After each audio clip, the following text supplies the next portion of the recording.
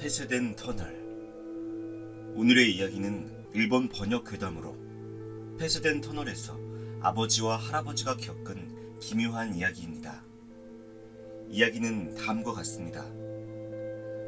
고양이는 우리 집에서 걸어서 10분 정도 거리에 폐쇄된 터널이 있습니다. 과거 철도용으로 사용된 터널인데 지금은 지역에서 조금 유명한 심령 스팟입니다. 건설 당시 사고로 많은 사람이 죽었고 개통 후에도 터널 내에서 여러 차례 인명사고가 있었던 곳이라고 합니다. 그런 사고가 계속되자 끝내는 터널의 사용이 중지되었습니다. 아버지가 어릴 적 그 터널은 이미 사용이 중지되었지만 봉쇄까지는 하지 않아서 누구나 자유롭게 드나들 수 있는 상태였다고 합니다. 터널 옆에 위령탑을 세웠음에도 불구하고 사고가 잇따라 일어나서 결국 사용 중지 상태가 되다 보니 그 무렵에는 이미 터널은 지역에서 심령 스팟 취급이었습니다. 당시 초등학생이었던 아버지는 친구들과 함께 한 여름밤 그 터널로 담력 테스트를 하러 갔다고 했습니다. 해가 진 후에 모여서 손정등과 이것저것 도구들을 챙겨 터널로 들어갔습니다. 꽤 깊숙이 들어갔는데도 아버지는 아무 낌새를 느끼지 못했다고 했습니다.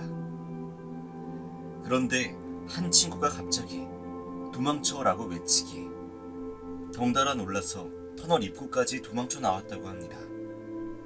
터널에서 꽤 떨어진 곳까지 도망치고 나서야 친구는 터널 안에서 무슨 기운을 느꼈다고 말했습니다.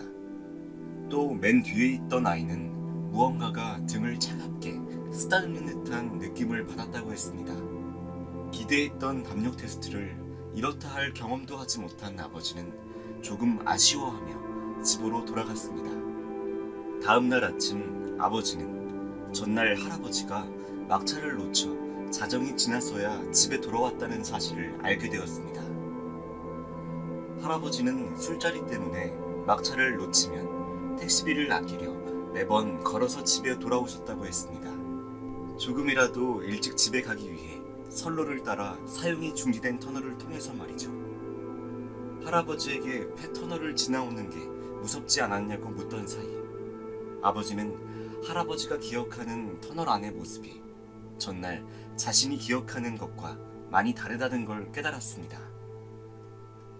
할아버지의 말에 따르면 언제 그 터널을 지나더라도 불이 환히 켜져 있고 사람들이 안에서 공사를 하고 있기 때문에 전혀 무섭지가 않다는 것이었습니다.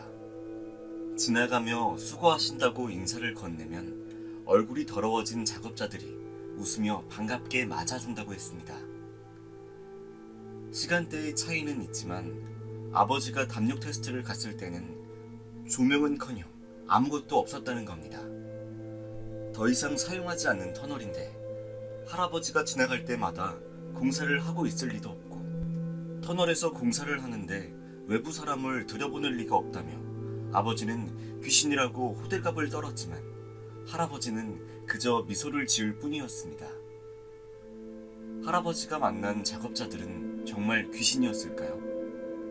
저는 겁쟁이인지라 밤에 그 터널을 가까이 가본 적은 한 번도 없지만 터널이 폐쇄되고 한참이 흐른 지금까지도 그 안에서 계속 공사를 하고 있는 이들이 있다고 생각하면 어쩐지 안쓰러운 마음이 들곤 합니다. 공사 도중 목숨을 잃은 사람들이 아직도 그 안에서 터널의 개통만을 바라보며 공사를 이어가고 있는 걸까요?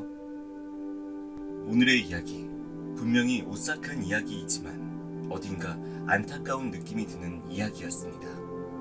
오늘의 이야기는 여기까지입니다.